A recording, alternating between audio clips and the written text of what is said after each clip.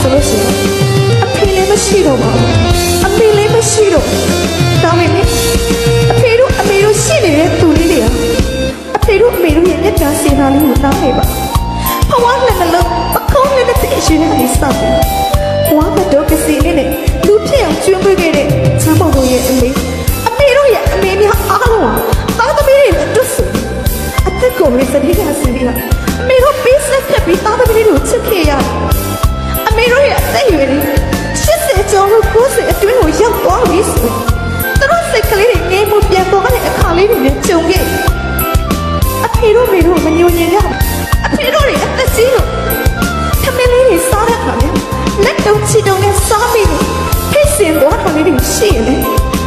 အဖေတို့မေတို့မညိုညင်မိပါစေနဲ့တော့တို့တွေဟောငယ်စင်ကတိကလေးဘဝတော့တို့တွေပေးပွားနေအောင်စားခဲ့တယ်တို့တွေစောကစားခဲ့တယ်အဖေတို့အမေတို့ကချစ်စနိုးလေးနဲ့ပြောနေတာငါသားလေးစားနေလိုက်တာငါသမီးလေးစားနေတယ်ချစ်စရာလေးအဲ့ဒီလိုပီတိအပြုံးနေအဖေတို့အမေတို့တွေကတို့တွေပေးပွားခဲ့တဲ့နေရာကိုသိပေးခဲ့တာရှင်းပေးခဲ့တာအဖေတို့အမေတို့အလှည့်ချတယ်ခညာရီကလည်းပြားဆိုတဲ့သဘောအဲ့ဒီလိုမရမိစေနဲ့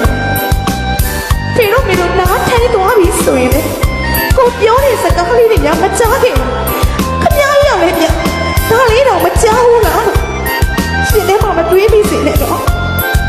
တို့တွေက